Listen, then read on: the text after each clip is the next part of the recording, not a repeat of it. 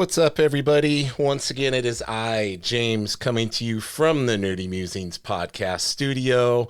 I am so excited to be joined today by Mr. DJ Coffman, one of the many behind this crazy thing that's taken the comics world by storm.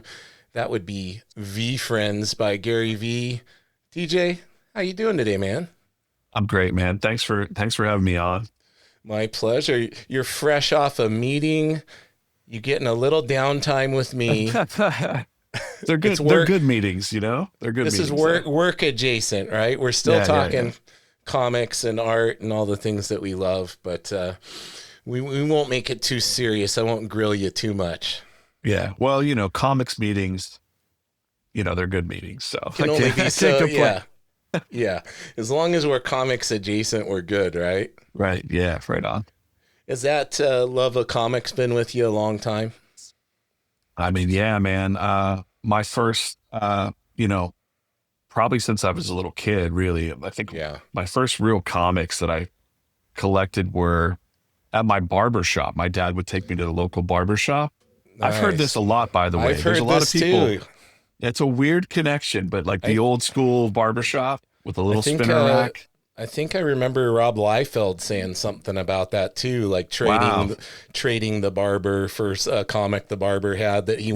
wanted or It's something. such a father son bonding experience going to the barber shop. I can't say that my dad really, the rack was just really there, but Right. it wasn't until I was about 8 years old. I always have the GI Joe number 21 back there. I love it. Um, that was the moment for me when I was about 8, when I opened that up and I had the epiphany because I played with the toys. I love the commercials, and like the cartoons and played with imagination with all my friends. But Yeah. that was the first time I realized, like, wow, this is someone's job. And just like my dad goes to work, I want to do that. And then Yeah. that was it for me, man. Uh, that was it. Like cartoon tunnel vision all the way. That's all I ever wanted to do was make comics and figure that out. I didn't even know what it was. I didn't know what any of that meant. This was in the 1980s. Yep. Nobody was teaching you how to do this or be this. And No. it just sounded crazy. Like, parents would say, oh, that's cute. Like, oh, why don't you go work for Disney? Or they didn't even know Yeah. comic books were a thing. So you get your comics on the newsstands, So Yeah, it never seemed like a viable thing to like do as a job or a career. Like it was very obscure. Like I remember the first time I learned that it was drawn bigger than yeah, bigger than the way size the bigger. comic was printed at. Yeah, right.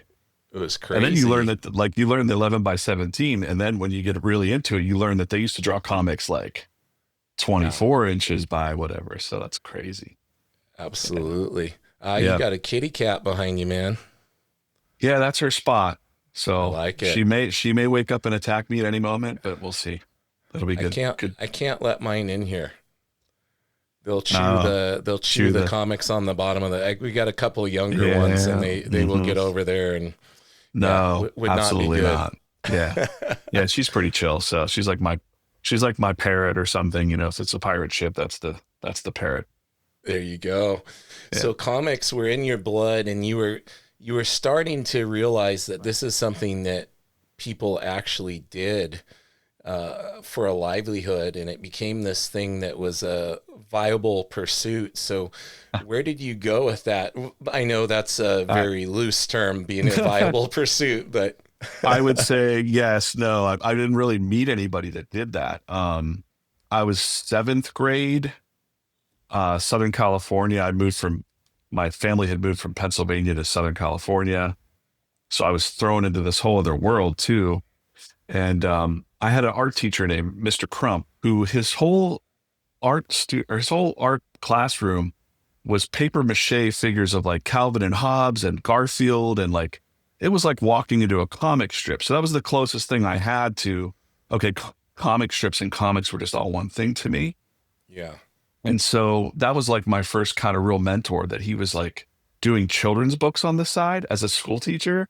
And he would Okay. show us his works and things like that. So I was like, wow, this dude's cool. And he saw that spark in me and was like, kind of would over pull me, a seventh grade. What are you going to do? But he would pull me aside and say, like, this is a viable thing. Like, you can do this. This is how you submit you would submit your work to comic strips or Yeah. newspaper syndicated strips. And so I was kind of always towing that line where comic strips, yes, big comic strip fan. And so that was more viable because the path that you'll see a lot of cartoonists take is to call it, your school newspaper. Mm-hmm. Getting a cartoon in the school newspaper. I couldn't do that because the seniors had all locked it in. Like, the senior cartoonists were the ones, and you had to wait for them to age out of school. And then you were next in line. So I was like the last there was no other cartoonist when the seniors left. So I just got right into the school journalism and printing press and learning all about that. And by happenstance, comics history, I'm not sure how well, you're probably pretty well versed, but from the comic strip side, my graphic design teacher happened to know Milton Kniff. Oh, wow. Who had just passed away in Palm Springs, because I went to Palm Springs High School. He had passed away probably a couple years, maybe a year or so before this. And one of his assistants had come in and brought all those big Terry and the Pirates and Steve Canyon's pages into our graphics design class. And I was kind of mesmerized then. I was like, what is all this? Like, this is crazy. And like, he was one of the best. Definitely. I was pretty young and stupid, so I didn't really appreciate it as much in high school as I do now. Like, going like, holy crap.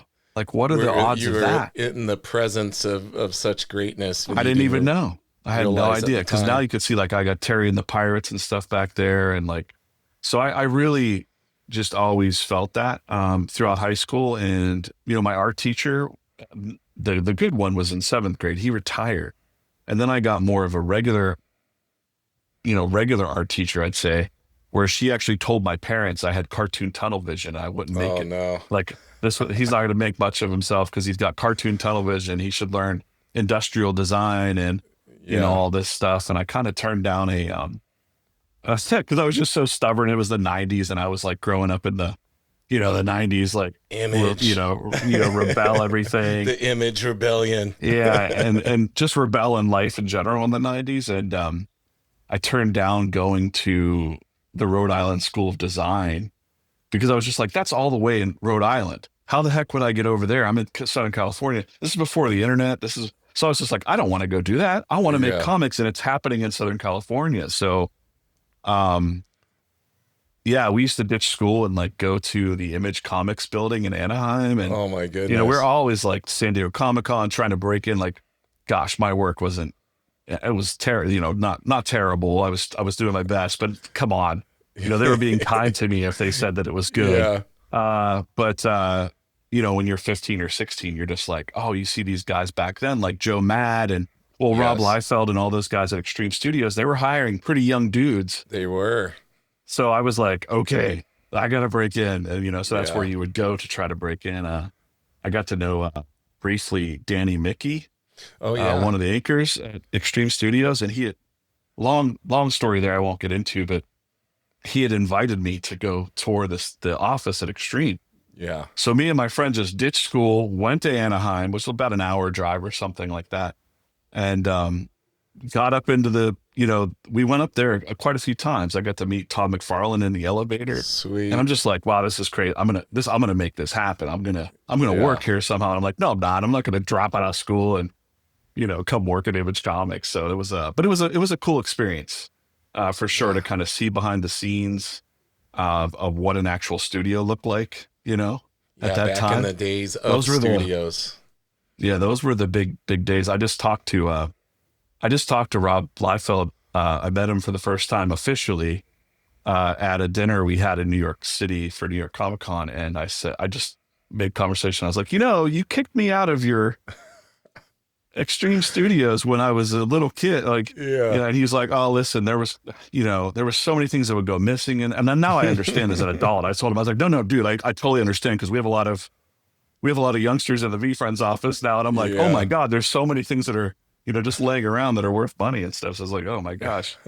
So, but yeah, it was cool. Like, we were there during the Bad Rock I don't know if you remember. There used to Oh, be a Bad I Rock remember it suit, all, dude. Yep, the suit. and They had the ship that they would take to the cons at one yeah. point. So we Yeah. were there during the Wizard photo shoot of the Bad Rock suit, and I just remember Rob Liefeld running in and going to Danny Mickey and Norm Ratman, who shared an office, and he's like, "Who are these kids? Get them out of here!" And I was just like, "Wow, this guy's an a-hole," you know? Like I was like, as a 16-year-old, that was my first real experience seeing him mad or Yeah. angry, and I was like, "Wow, never meet your heroes," kind of thing. Uh-huh. So I was able to tell him that and say like, "Wow, it's just really funny how full circle things come in life." And Definitely.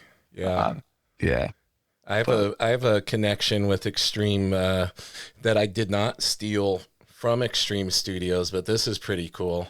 This is an Extreme Studio dog tag. I have one of those somewhere.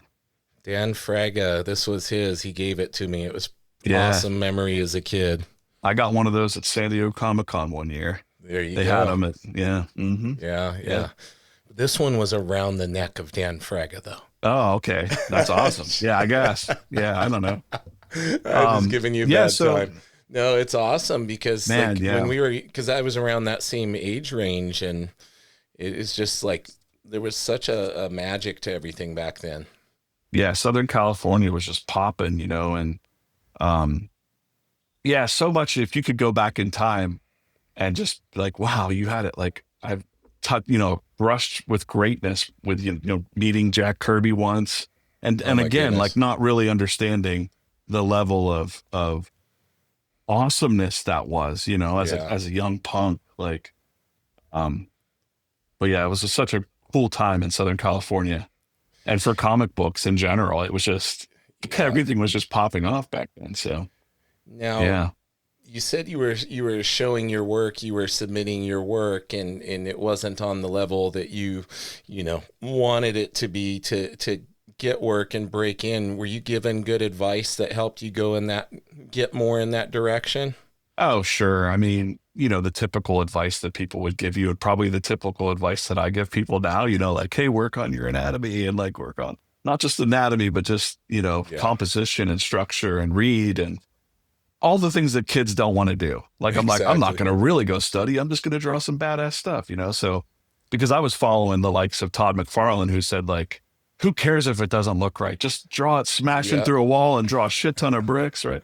And, If in doubt, black it out. right. So, but then when you start to get older, I did, after we can get into that, but like you do start to go back and see like who taught them that? Who did they learn from? Oh, wait, Milton Caniff. Oh, Yeah, Alex Toth. Like you start to study all these masters and you're like, oh my God, like where does the when in doubt, black it out come from? Noel Sickles, who was yeah, a partner with Milton Caniff. So like there's just so much history of comics and for someone that has cartoon tunnel vision, comics tunnel vision, I just love it. Like I still absorb it. I'm 50 now. And man, I'm always learning and absorbing yeah. and trying to make my art better too. So yeah. Yeah, you've got me by a year, so we definitely were coming. I'll be 50 next year, so Okay. we were in that Yeah. same time frame Yeah. of that, just the way the scene was, Yeah. and yeah, it really did feel like being a younger guy that the opportunity was You there could to do it. break in. Yeah. And then, there's stages of that in comic books, which is just really fascinating too. I didn't start making money with comics or getting jobs until probably 97 or 98. I was going to Mid Ohio because I'd moved back to Pittsburgh. Way cheaper to live East Coast, by the way. Hmm. Way cheaper to live on the East Coast. I moved back to the Pittsburgh area where I am now. And I started meeting guys that worked for Marvel, like Ernie Steiner, who did Agents of S.H.I.E.L.D., lived like a couple towns away. Wow.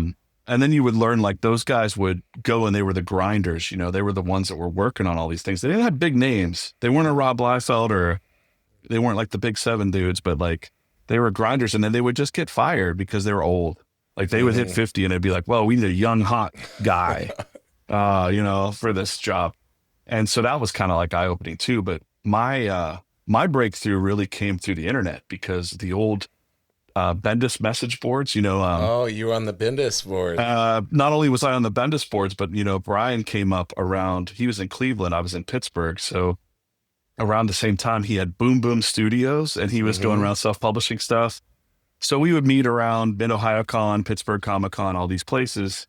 And we just got to kind of, know each other by happenstance. So like if he knows me, he sees me now and goes like, "Oh wow, it's DJ. What are you doing?" Like, of course I have tattoos and things now, but Yeah. um, uh, yeah. But I would go to the Jinx board, and I would go or the Bendis board, and the Digital Webbing was a place. I was gonna ask you if you were there. We probably Yeah. crossed paths. So We yeah, probably were Digital both on Webbing there. was okay. Ryan Otley was there.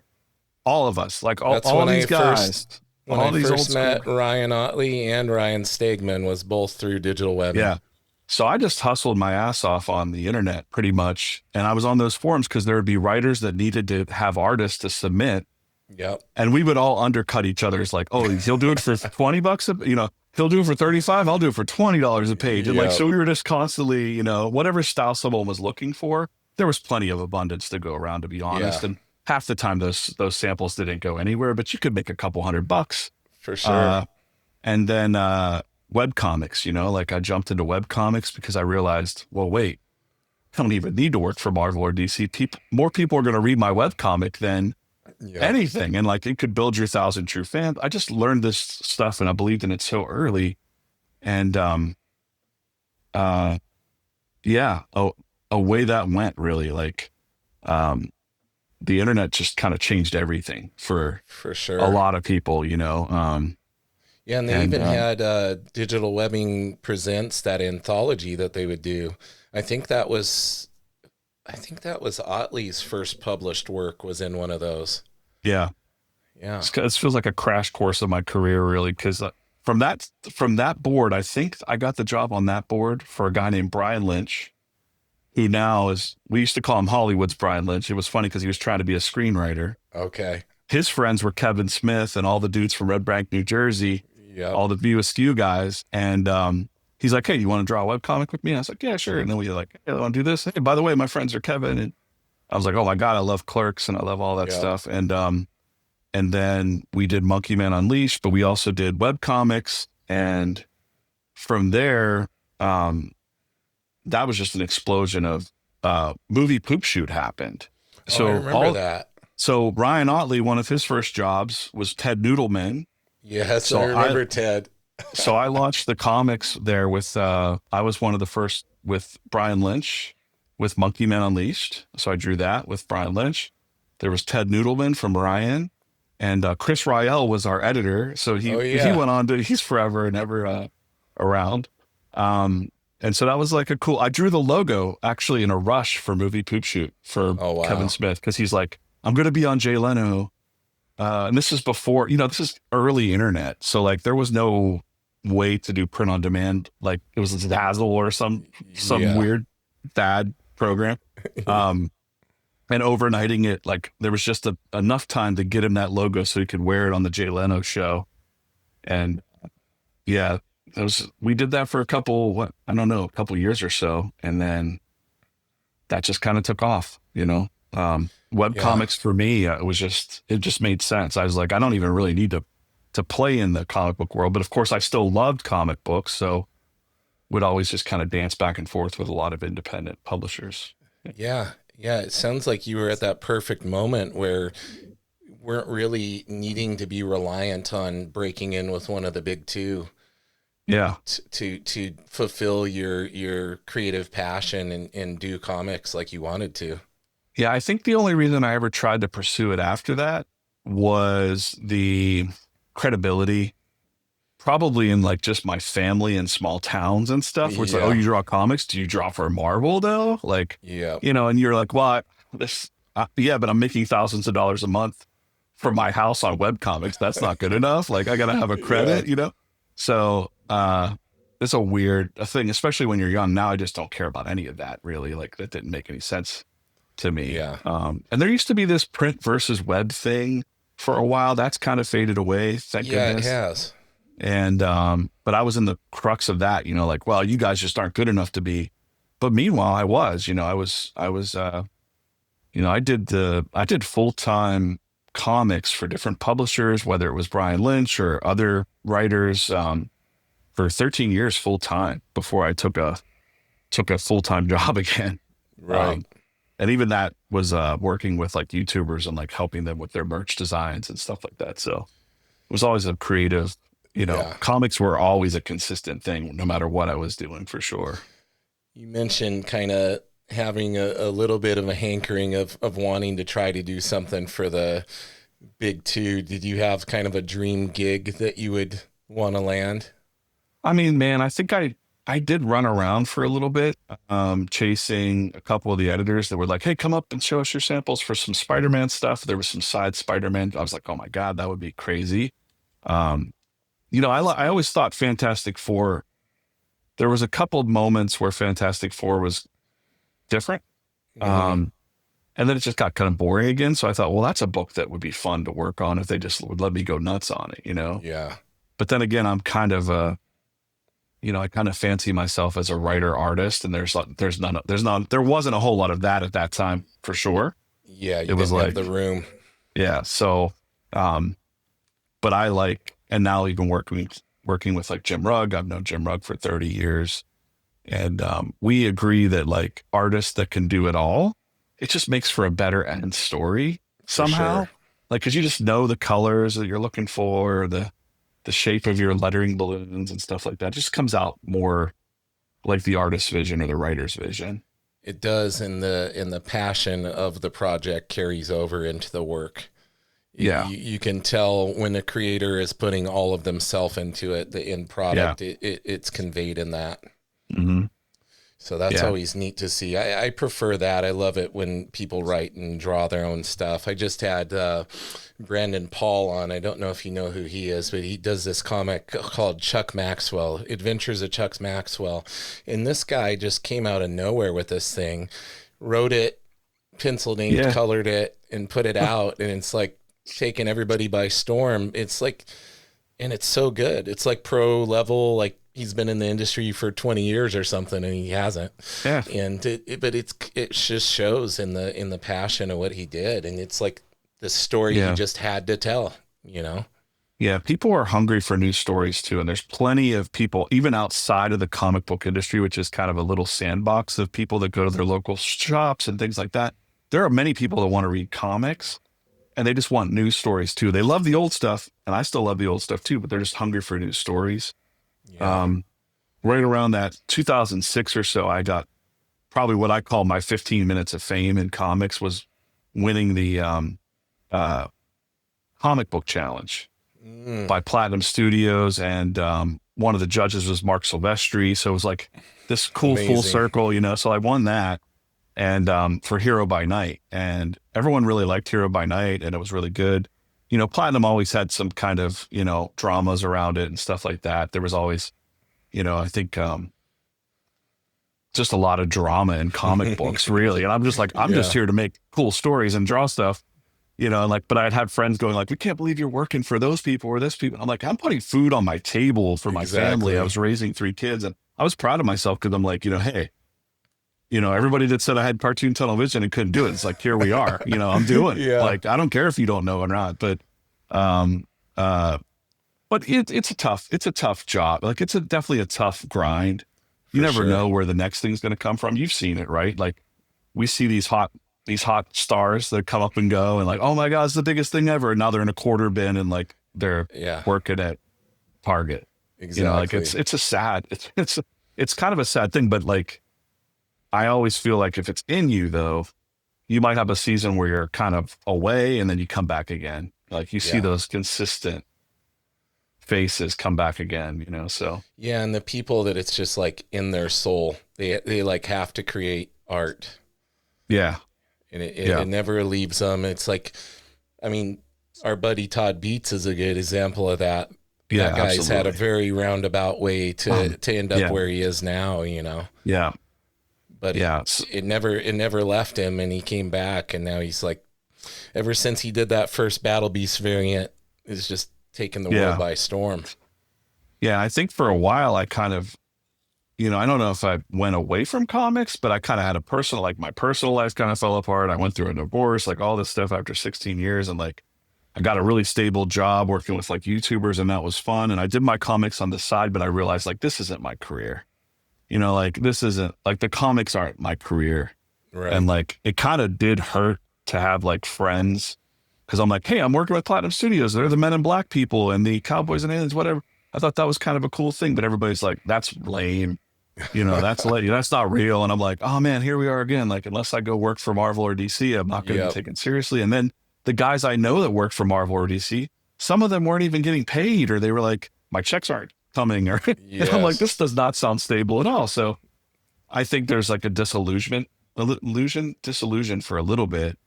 And then I got with, out of the blue, like I always say, like Hero by Night was one of those moments where it was like the lightning bolt of lightning in a bottle. Like the concept was good. It had nostalgia feeling to it. I loved it. It was everything. It was like my love letter to comic books. Right. And people really enjoyed it. So it had like that dirt, like, oh, the Platinum stuff that people would, I was like, yeah, but please read the stories. They're really good. And then I was disillusioned by that. But then another time, another concept hit in like 2013. And I was like, well, this is a good one. This is another good one. It was called Godchild, and I was pitching it around to some publishers in like 2013, 2014. And Gary Reed from Caliber Comics actually saw, like, he turned it down at first, and then he read it, and he emailed me, and he was like, oh man, this is really good. I'd like to work with you on this. So I was like, oh, cool. Like I loved Caliber back in the day, like The Crow and all this stuff. And again, Brad Bendis and all those dudes came up through Caliber. And I was like, there's just a cool independent comic book company, right? Yep. And then Gary passed away. Randomly, just like, what? Like, man. So that was just depressing, dude. Like, I'm like, what are we even doing here? So I quit that project on issue 5. I had 4.5 issues of that done. And I was like, I just can't go. Like, life kind of just hits you like that. Yep. And I was like, well, I guess this just wasn't meant to be. So back to web comics, back to, grinding, that kind of style. So, yeah. It's funny how things just weave all over the place. Yeah. Like there's all these forks in the paths of our life. Yeah. And it sounds like web comics in that area has kind of been a mainstay for you throughout all of this. Yeah. And still to this day, I still believe, I think, they won't listen to me, but like, I would have talks with some people at DC a few years back now, and I'd say like, you guys need to have daily comic strips. Mm-hmm. Like, why don't you have a daily web comic with your top dudes on it? Like get Craig Capullo to be doing a Spider-Man, like a Batman daily comic strip. It would be. I talked to J. Scott Campbell about this too, and he's like, that's interesting. But they all see it as like, boy, that's too much of a workload. I'm like, it's 4 panels. When you add it up, it's only a couple pages a week, if you really. So I was talking to Jay Scott about that. And he was like, I guess you're right. He's like, but in the end, you want a comic book. You don't want the. I wonder if maybe the technological side of it doesn't throw them off a little bit too. A little, maybe. Yeah. But when they see someone like a Penny Arcade or, those guys were, there's a lot of web comics out there that really blew up and just did their own thing. They weren't in comic books at all. But they've got so many followers that they've built their own empires, like PAX and Penny Arcade Expo and all those guys. So there's definitely different ways of doing things than the comic book industry, but I still love the comic book industry. I love comic book stores and I love old school comics. And I think that's kind of why also someone like Gary Vee, when he met me, he was like, you're the fucking dude. Like you're the dude for this. Yeah. So, Well, it sounds like you haven't had a conventional approach since day one. Like you're around during the early times of kind of the internet changing things a little bit for having the ability for artists to find work and pivot and do these different types of projects other than going to a big publisher and whatnot. So Gary's all about pivoting and doing things other people haven't done. So that had to resonate with him quite a bit when he looked at your resume. Yeah. And I mean, I had followed Gary, the weird path there too. I used to watch Conan O'Brien at night. Okay. Really late at night. I was a big Conan O'Brien fan. And like he popped up on there as a wine guy. Yeah. I remember sipping wine. And it was like, And so, I remembered him from there, and I saw something about crush it, pursuing your passions. And I was like, oh, okay, I'm down with this. And I'm like, oh my God, it's the wine guy Yep. from Conan O'Brien. And so when I was working at that company that did print on demand merchandise for YouTubers, we were working with the biggest YouTubers in the world, like PewDiePie and all the Hmm. original OG YouTubers. And my team that I was building there, I was running the graphics team, the illustrators, the marketing side pretty much.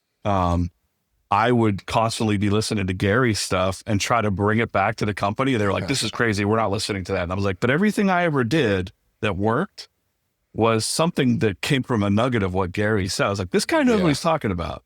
So it was just probably like his bravioso or his for swearing that sure. kind of turned off people. But I was like, no, Yeah, man, this guy's legit. Like the passion economy, you can blame the whole creator economy and influencers, I think, on Gary Vaynerchuk. Like Gary Vee did it. He showed you that you could just be passionate about Legos or Smurfs or whatever and yep, make a whole living around it. So, yeah, I mean, that really resonates with comic book people, I'm sure. it Like, does. so Yeah, because you could just have an imagination and tell stories and bring them to life and build your audience online with social media for free. yeah, So, pretty crazy, it you know? is. Yeah, my buddy and I were just talking about Gary today because my buddy used to go to garage sales and flip stuff. And he's like, then Gary started telling people, you need to go on and do this. And he'd True. show up at these sales and Yeah. all these people are looking stuff up. He's like, man, you're killing it for me. Yeah. Yeah. Yeah. But it's the So, formula, it's the formula that my buddy was following with his flipping. And Gary was just letting other people know how to do it too. yeah, I stopped listening to Gary because there was some content he put out where he's like, stop watching me, go do the thing. And I was like, he's right. To a point, I was like watching too much content about doing a thing Yep. instead of actually going and doing the thing. So I'm Yeah. like, okay, I'm going to go do the thing now. Thanks, Gary. And I shut him off for maybe a couple years. And then he started popping back up again because I was reading a lot of Stoicism. So I feel like the algorithm was kind of like, here's Gary Vaynerchuk again. And now it's the new Gary who's Yeah. got like the more VeeFriends vibe of like gratitude, patience, kindness, and like all these cool things that we need. And I'm like, wait a minute, is this the same? I was like, this is the same, you know, same swearing guy, but like he swears a little less. But Yeah. yeah, so that was I just started like I just vibe with that. I vibe with stoicism and positivity and all For that stuff. sure. So Now, did they reach out to you?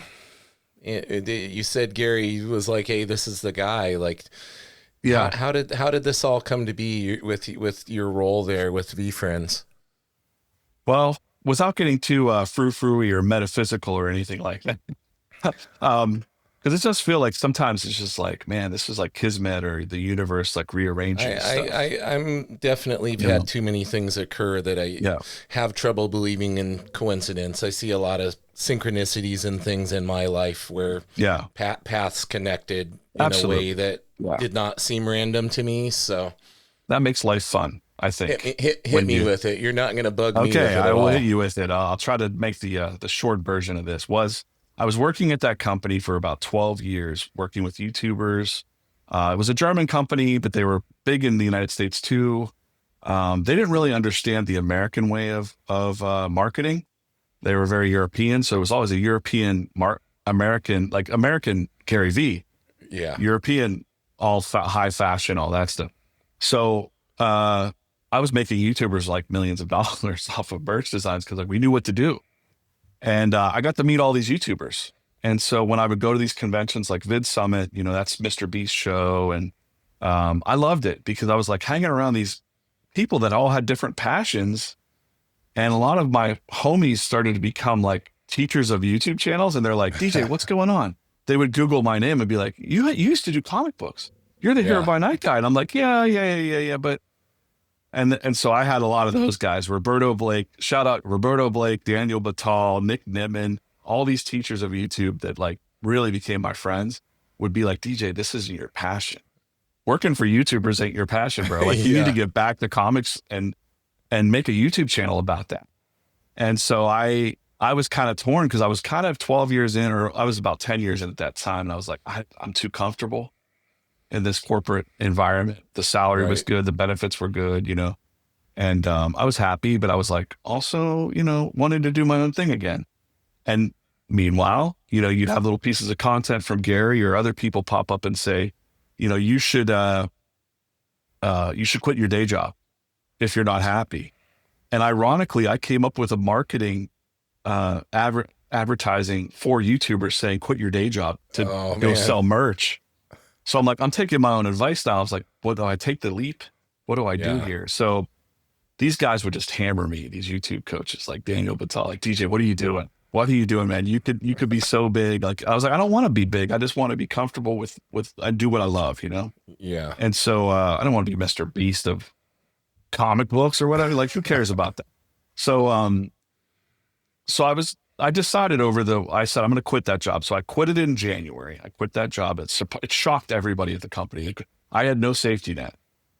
I did find like a small agency that I hired, and they were like, okay, now are you on the market? I'll go work for you guys for a minute. But I'm not, I'm temporary because I'm building my own brand. And I went to that January 2025. This is 2023. 2023. Okay. Or 2024, January 2024. Okay. Right? I think. No, January 2023. Time's going by quick, man. Yeah, 2023. Sorry, it was 2023, January. I quit. March 17th was my last day. My wife was working for somebody. And again, I knew about Gary and I knew about him launching the VeeFriends as NFTs and all. I didn't really understand any of that part of it. Like I NFTs still don't. and all that. I'm just like, I know we're big into that, but I'm like, I don't care about any of it. But she had a ticket to VCon 2. So VCon was the VeeFriends conventions that were happening. There were 3. And she's like, hey, I got an extra ticket through her job. Would you want to go? And I'm like, well, yeah, I'll go hang out. So I went to that show. And ironically, I just kind of was like, I'm gonna let the universe take me wherever. And so we went to this like brunch with all these people and they're all VeeFriends collectors. And this one young lady said, hey, we're all going to do I'm just there for the breakfast, man. And she's like, we're going to do a guided meditation now. And I'm like, I've never done this before, like, I don't want to do this. And I just whatever, I'll do it. So I did this guided meditation. And when I did that, I just didn't feel good. Like everyone's like, oh, meditation feels so good and all this stuff. I'm like, I didn't like it. It just felt like, oh, that kid that was inside of me was being protected. All the stuff that life and trauma bring you that you didn't know was there. It opened up, dude. Came to the surface. And I was like, oh no. So I'm like, I'm not doing that again. And I'm like, forget that. We'll just forget that ever happened. And then I went to the VCon and like, I think Deepak Chopra or somebody, couple speakers were talking about, hey, let's all do a guided meditation now. And I'm like, what the heck is going on here? So I felt like I needed to do some like soul searching. I was like, I'm going to go work for VeeFriends. There was not even in the car. I was just like, this is cool. Gary's up. These are really great speakers. This was a really great show.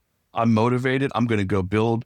I was already planning on building my channel and my brand up, Draw or Die, which I'm still running, motivational brand for artists and stuff like that, and working on my own comics.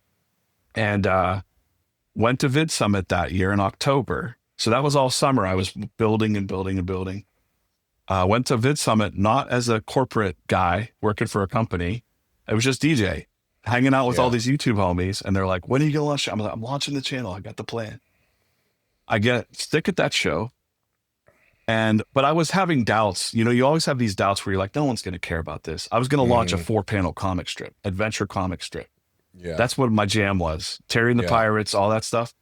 And I was going to do that. And I remember having some conversations, I think with Daniel Batal and Nick Nimmin. And I just said, I don't think anyone's going to want this. And they were like, slap. What are you doing? Like, you're doing it again. You're doubting yourself. You got to go, man. Just do it. And I was like, people will find you that are out there that want this. And I'm like, you're right. So I got all psyched up, but then I got sick at that show. Oh, man. I was awful, dead sick. And I was like, no, I can't do the plan because my voice sucked. I was coughing. And I'm like, oh, I can't launch any live streams now because I was going to live stream my whole process of drawing this comic strip live as I built my audience and stuff like that, which I still think is a great idea, by the way. Oh, for sure. And I came back and I was just depressed. I couldn't sleep. I'm up late at night and I see a tweet from Gary Vaynerchuk right after I just said, no one cares about comic strips anymore. And Gary tweeted, I'm hiring a comic strip artist writer must have 5 years of experience. And I was like, this is 1 o'clock in the morning. I'm reading this. My wife's sleeping, and I'm like, I'm going to do this. Yeah. I'm going to do this. And I didn't know. I was like, long story short, I just decided I'm going to do it live. I asked around. I said, like, who are the VeeFriends? What are their stories? There weren't any stories like that I could find.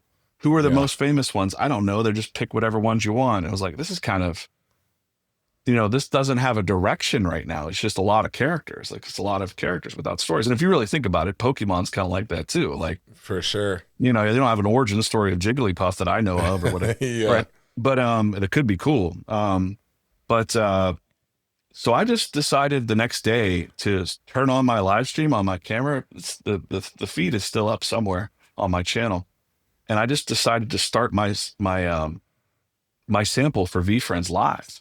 Oh, cool. And that started to get around behind the scenes. I know more to this story now, but they started like linking it. Hey, check out this guy. And as I'm talking, the second night my wife was on, and we're just sitting there talking about how we would make a modern comic strip with all the tools and shit that we have now, how we would build an audience, how we would use technology to do this, and live stream the community. And Andy, the president of VeeFriends, who's like Gary's right hand, was listening in the chat, and he said, "Hey, it's Andy from VeeFriends. Do you want to have a meeting?" And I was like, "All right, let's go."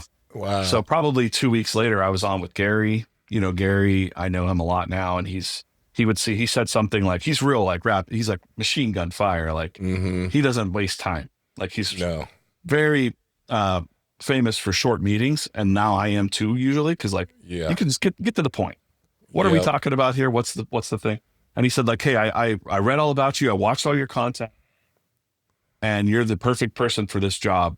All the stuff that you've been through, your history in comics, it makes you a better storyteller. Do you want this job? And I was like, well, yeah. And he said, could you do it for the next 50 years? And I was like, well, I don't know. I can lose some weight and eat better. Yeah. But yeah, away we went. I was only hired to do comic strips, like a weekly comic strip. And I talked them into daily, and they just let me run for a while. Like Gary and I would text back and forth.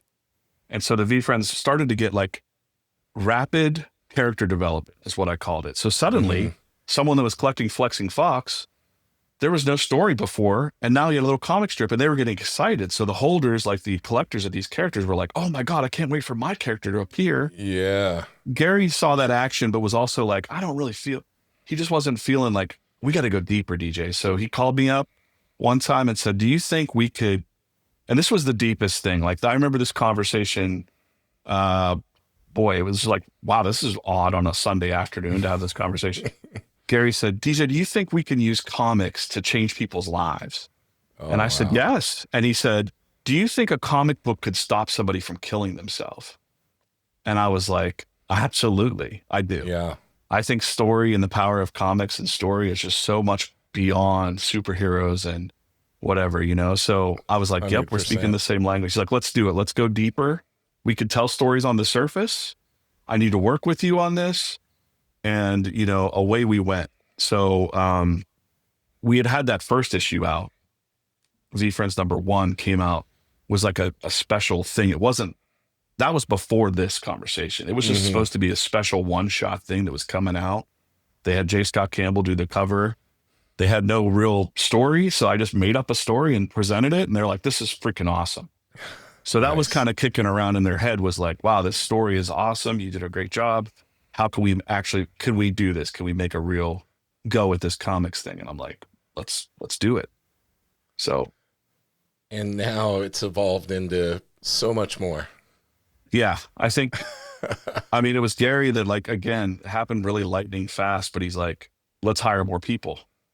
So DJ, go find the right people. And it wasn't just go hire people off the street, that can draw well. It was like, find people that are like family, that know how to do this, that are strong, that are like, could do this really well for us. They don't have to be the best, but they should just be knowing how to do it, the right mindset, and to be able to blend with the team. And so we built the comics team. So we have 5. Right now there's 5 full-time, including myself, Jim Rugg, who recently joined, Ali Castro, Kate Windells, Kate Comics, and Chris Faison. And Nice. they're all capable of doing what I said. They could write, draw, illustrate everything magnificently. Or, I've been doing a lot of the writing too for them. Mm-hmm. And then Jim Ruggs the same way. So Jim's like writing for some other artists now too. Yeah. So Gary's like, we finally got the monthly thing down. And then Gary's like, let's do 2 a month. And as you know, like we're doing the like the bagged comics, Yes. which we could talk a little bit about that too. I know Yeah, it's kind let's of talk a about little it all, man. controversial sometimes in comics, but like, yeah, the blind bags. blind bag books. Now, But see, you know interesting. what? It takes me back to the excitement of opening baseball cards. Yeah. So an interesting thing about this blind bag thing was nobody was doing it. Nobody was doing the blind bags, but behind the scenes, Gary said it to me. He said, DJ, we're going to do the mini comics, blind bagged, foil bags, just like large trading card packs. Because he knew the trading card market. He had helped explode the trading card stores. Oh, yeah. Right. I don't know if you knew that, but Oh, yeah. he exploded that side. And then he said, okay, now I want to do it with comic books. We're going to do blind bags.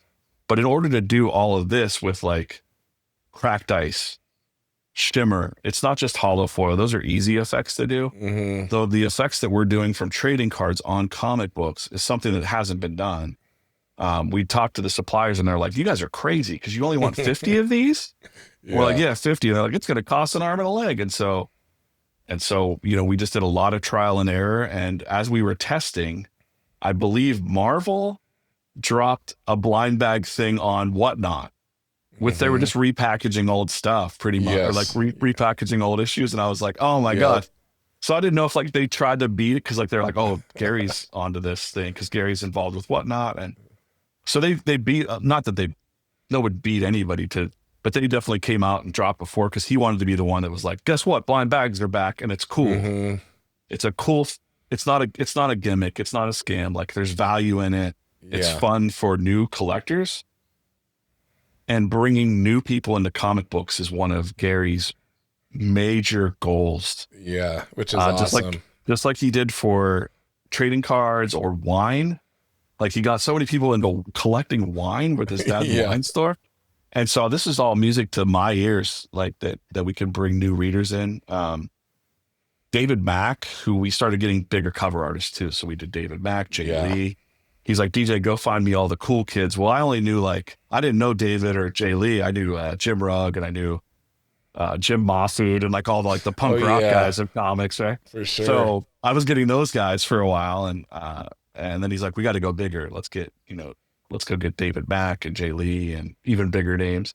And so it's just been a process, a process of building these and also making sure that the stories are good. Oh yeah, definitely. So the stories have to be good. It can't just be like 22 pages of nothing happening, Yeah.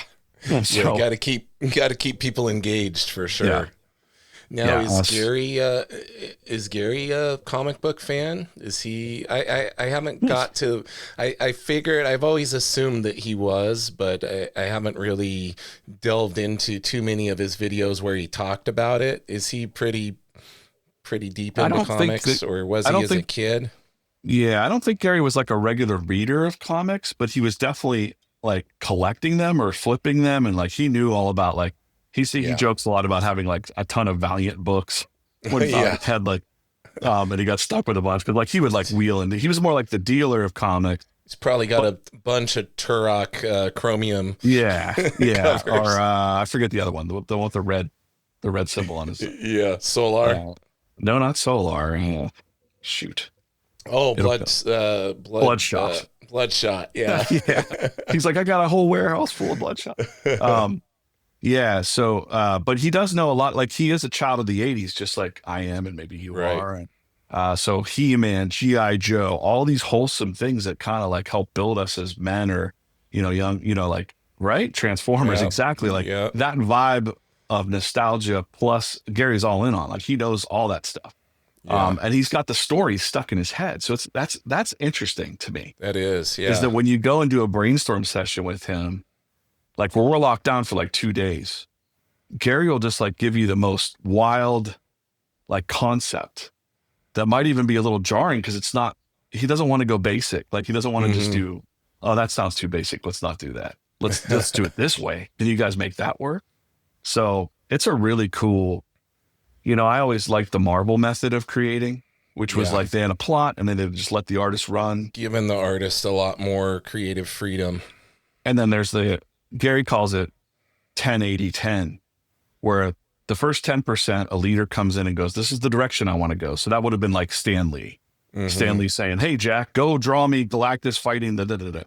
Jack goes away, does the 80% of the work, and then comes back, and then Stan goes, and then now you've got something, something bigger. So he calls it 10-80-10. I call it the Marvel method pretty much. But it's a good leadership tactic too, to kind of like allow empowering your creators and your people. So, yeah. What is your official role with VeeFriends now? Because I feel like you're wearing a lot of different hats. We've been talking about writing comics, doing strips daily, all sorts of stuff. What is it kind of forming into for you? Are you still jumping around, or is it narrowed a little bit? I mean, titles are always weird. They've always been weird in any company, but whenever I was hired to do the comic strip, it was comic strip and character development. It was basically character and story development for these characters. Our previous creative director left, and they were doing more like traditional creative director stuff, like advertisements for, product design or VCon and like a whole width of things. But Gary sees story as the main driver for the brand. So when he left, the other creative director, shout out to Eric, when he left, there was kind of this void where it was like, we could reimagine this. DJ, do you want to be the creative director? And I was like, well, yeah, but I don't want to leave story. He said, no, we don't, not leaving story. You're just running the story department, and then we'll help guide VeeFriends into a certain look and feel and tone across everything. Because the characters have to kind of, you're going to see the in the new Topps cards that are coming out, in the new super sticker cards, super stickers.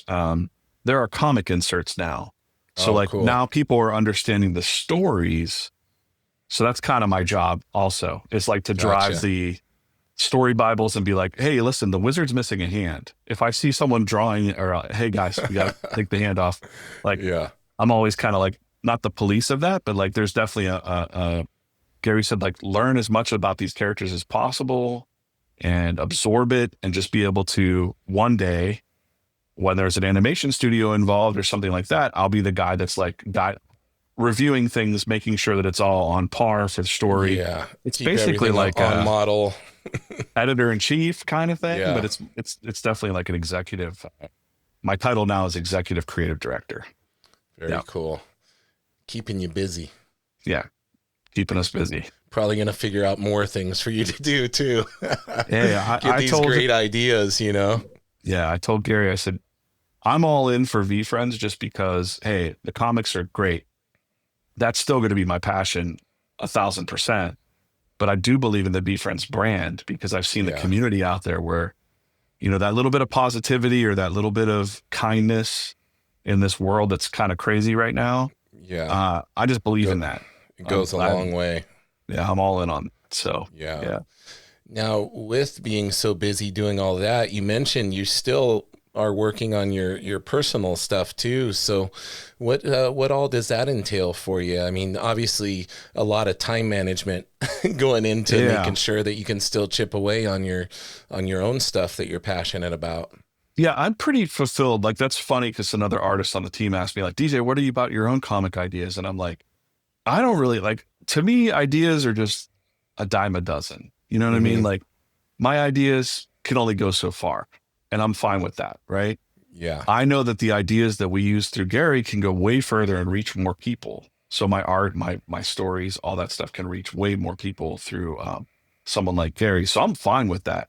I still run the Daily Drawing Club, which is the Draw or Die brand, because it's a motivational brand for, we've got a few thousand artists in that. There's a daily drawing club where the prompts come out. I don't make as much content for that anymore. As a matter of fact, none at all right now. But every day there's a new drawing prompt that comes out, and it's there. And I still talk to, I almost use it as a pool of artists to choose from too. Like, if I need to. Of course, I hope that the artists are in the right mindset with there's a lot of artists that are just dealing with AI stuff and being depressed. Yeah. And, I try to, my motto at Draw or Die is stay encouraged, Yes. like keep the artist encouraged, like it's so hard to do any of this for a living, but who cares about that? Go work your day job, go work your 9 to 5 and still draw every day. Yeah. Because drawing just Absolutely. feels good, man. Like it It feels good when does. you're in the zone. Like you don't judge yourself, don't judge your own art. Like just do your best, like even if it's drawing a pinup of Wolverine and Deadpool or whatever, who cares? Like draw what you want to draw and just use that time as almost like a meditative state. Yeah. People want to play music as well. Like Oh don't yeah. stop playing music because you can't be a full-time musician. Like that doesn't make any sense. Like, Yeah. you got to keep doing Yeah. it. That's why it's draw or die, like you draw or die. Like I that's like that. the passion. Yeah, I've been working hard recently on making sure that, because I'm very busy. I run a full-time business and have a quote unquote real job, but it also happens to be one of my other passions, which is martial arts.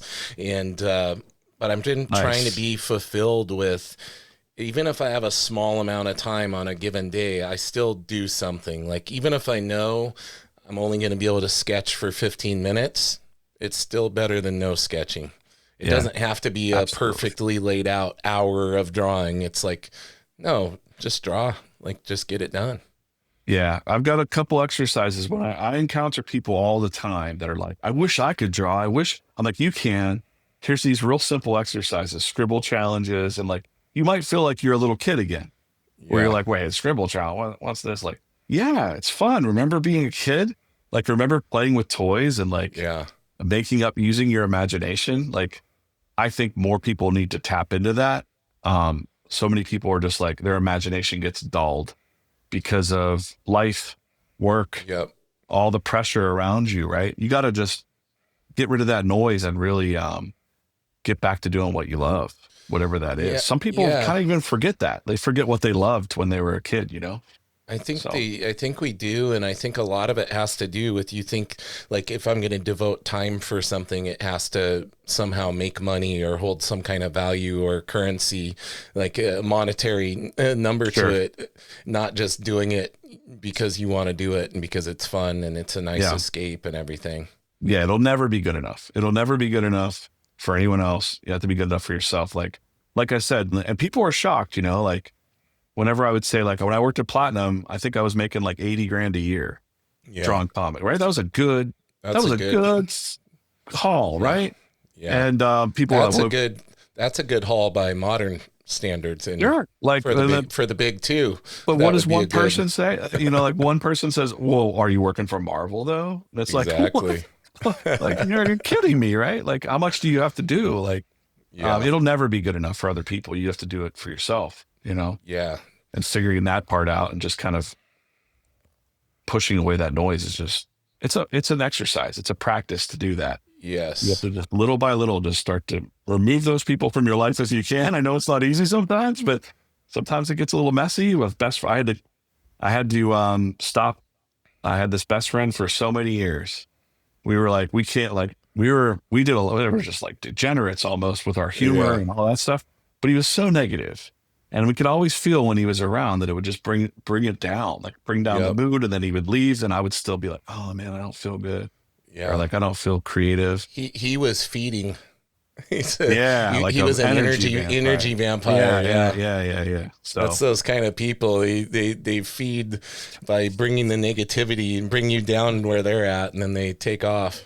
yeah, negativity and cynicism is easy, or it's real easy to fall into that. It Because is. if it can feel good for a second, like, yeah, we're all part of the same crew that are fighting against the man or whatever. Yeah. And then like, you're just like, "Oh, it's like toxic," but it takes a little more work to be positive and start to see the positive in things, but it feels so much better. And then you just become like almost like a superpower in and of itself when you It believe in is. yourself and you can Yeah. visualize, and when you can visualize things, that's another thing that sounds like magic or something to some people, but I'm like, no, it's true. I've done it enough times and I've been around enough successful people that say the same thing, that you have to visualize what you want Yep. and take an action, whether it's 10 minutes a day or whatever. And then the Yeah. world starts to rearrange itself. We just talked to Attack Peter. He's the cover artist for issue Oh, 12. cool. Is that the one that was carved? Yeah. So Wood carved and then made into yeah, it's like a linoleum cut or something like oh, that. that's so Yeah. cool. I'm gonna get the terminology wrong, but it is Yeah. super cool. And he said the same thing, like he used to go to work early in the morning and get to work early and work for 2 hours on his own stuff before he was a school teacher, and he had to like Mm, teach other people stuff. But like he said, when he started to devote that time to himself, it was hard to do it. But then the universe just started to like, okay, this is yeah, what this guy wants, and you'll get more of it. The more you focus on one sort of thing, the more you get of that thing. That's just a law. It's like a it's law true. of nature.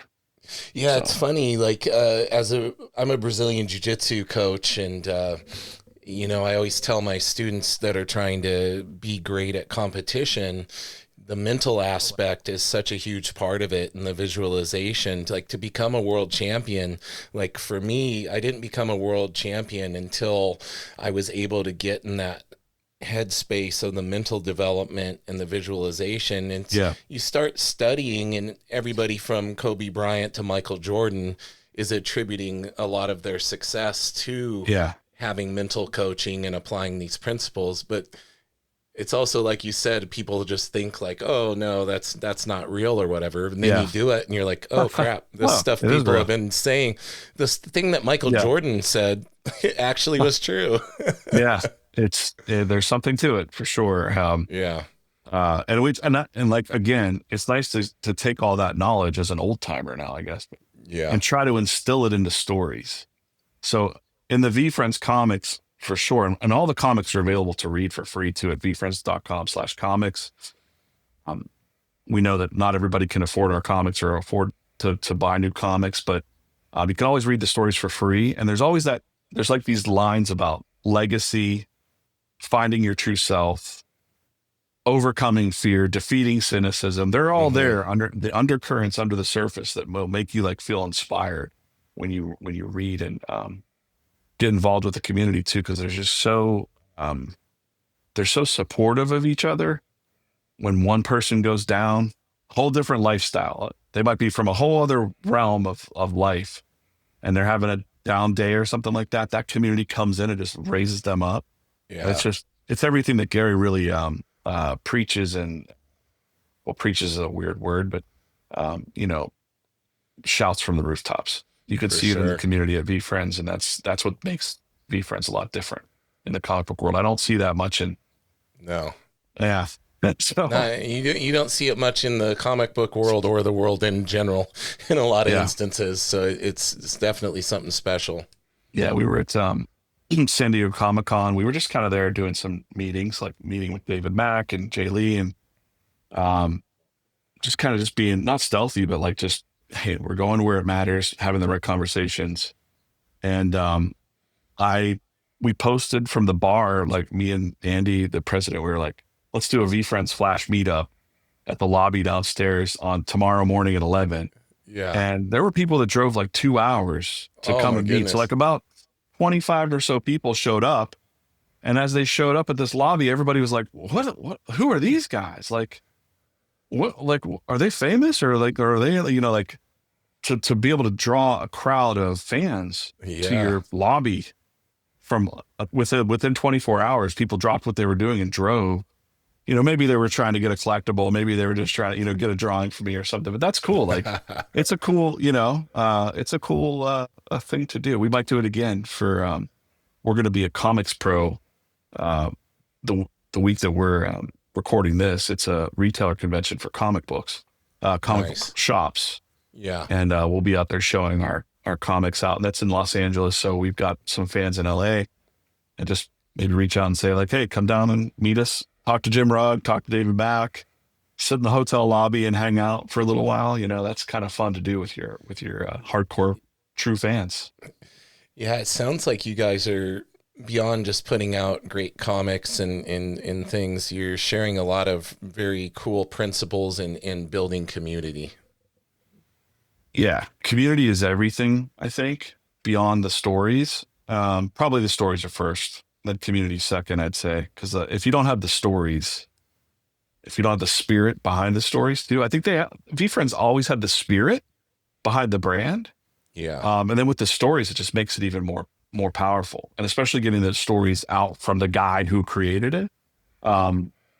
People were saying like, oh, Gary Vee's like Stan Lee, and um, you know, not for nothing, like that's cool that people are saying that, but like Gary's just like he's almost like a better version of Stan. I didn't see Stan Lee out there like telling people to, go to garage sales and flip things or change their life or anything, like Gary's on some other level of stuff. So I'm hoping that I know even the dinner that we were having at New York Comic Con, you had Rob Liefeld there, you had J. Scott Campbell, a bunch of other top people, and they said there's no leadership in comics right now. Everybody's in their own little silos, and they either battle each other or compete against each other, and they're not trying to bring new people in, which is a weird, and Gary has the power to do that. Yes. When we were on live streams with David Mack in New York, and David, I don't think, knew what to think, but we did a Whatnot show it was at 9 o'clock or 10 o'clock at night after a full day at New York Comic Con, because Gary just don't stop. Mm-hmm. We go over there, David Mack sits down, he's signing some stuff. They put the stuff up for sale. I think he sold 100 prints in like a second. And it was just like the numbers on the screen were going up, and David's like, whoa, like, wow, I've never seen anything like this. You don't need comic book stores much anymore. Like there's people that could say that. Yeah. I would say, no, you do need a comic book store, because that's where your community can come and hang out. Exactly. You need that third space. A Whatnot stream is okay, and these live commerce things, of course, for making some money and keeping the lights on and building the virtual community. But being in person at a comic book store and being able to go in and have conversations with your friends and making new friends, and making, not for nothing, but if you can bring more people into comic book stores that are buying more, yes, you're going to sell more comics. Like, people say like, well, why are your books $24? It's like, because people will pay that. You might not think that, but people pay that a lot. So it's almost like this mindset of like, well, we can't sell this or sell that because they're not finding the right customers that are willing to spend that money in their shops. And they don't know there's so many people out there that have money and they don't even know there's a comic book store in their town, and they've got kids and they're like, wait a minute. We hear this every day now where they're like, we didn't even know comic book stores existed. Yeah. And now I got something cool to do with my kids, like the gaming stores too, like where they can go and like play Pokemon together. Like people just didn't even know that these existed. Like that's wild, isn't it? Like it really is. Because you'd think like everyone should know, but like people just don't know. No. Because we don't market it enough. Like comic books are cool. Nerd stuff is cool, like it is. I love it, man. I love what you guys are doing. And, as we come close to wrapping up here at the end, I want to give you an opportunity to let everybody know kind of what they should be on the lookout for, anything from your personal stuff that you want to share. This episode, this is going to come out probably in a month or so, but what should they be on the lookout for that you're real excited about? Yeah. Well, we're dropping 2 comics a month now. Nice. And you don't have to buy anything to be a part of the community. You can come and just hang out. There's a lot of giveaways in those streams. Like we give away a lot of stuff. So some of my drawing streams in the mornings, that's all I have is giveaways. So I'm like, giveaway. So you don't have to have money to be hanging out in our community. 2 comics drop a month. It's me and Jim Rugg and the comics team, like putting out some really interesting stories, different types of stories in the comic book world. And now we are developing series based on these characters. So issue 7 was Notorious Ninja. There's going to be a series based on Notorious Ninja that we're working on. So we're kind of using the VeeFriends title, like this is the VeeFriends title, as kind of a testing audience of like, okay, people want more of that story. Let's develop it on the side and hire more people to do that. And that'll be a more traditional comic book offering in shops. That won't be a $25 item, unless there's a foil of that or something out there. Yeah. We do want to have more accessible comic book stories to local shops, but we also want to see, like, why give a shop $5 a book? We can give them $20 a book. Like if they could actually make more money, we would love to see shops making more money. But But yeah, so that's all I would say is like read the comics. I'm always saying read more comics. The comics are there for free at VeeFriends. And this is what I'm all in on, man. Like I'm all in on building VeeFriends. There's not much more to plug. I've got a drawing brand, but drawing is easy. You just pick up a pencil and paper and just draw something, Just do it. Yeah, you got YouTube, you got all this stuff that you could teach. You could teach yourself anything these days. Endless resources compared to what you and I had coming up absolutely. With our VHS comic book greats, Stan Lee, where we got to see the guys draw for 5 minutes at the end and try to learn. There are no more excuses. Like all you have is excuses. You have all the tools in the world. You could do anything you want in life. If you have any kind of tunnel vision you want. So I had comics tunnel vision, but you can have any kind of tunnel vision you want and make a go of it. So that's my final words. Awesome, DJ. Thank you so much, man. I know how busy you are. Thanks so much for spending some time with me today. Absolutely, man. Anytime. I would love to have you back on and let everybody know where the best places to follow and keep track of you online are. Yeah, I'm at DJ Coffman, Coffman, on most or all socials and mostly Instagram. And then VeeFriends.com. You can check out all the VeeFriends stuff we're doing. Awesome. And do you have a website of your own as well? Oh, it's very outdated. Okay. DJ Cobb. Yeah, you don't want to go there. I haven't updated that website in a long time. I'm gonna go there. Yeah.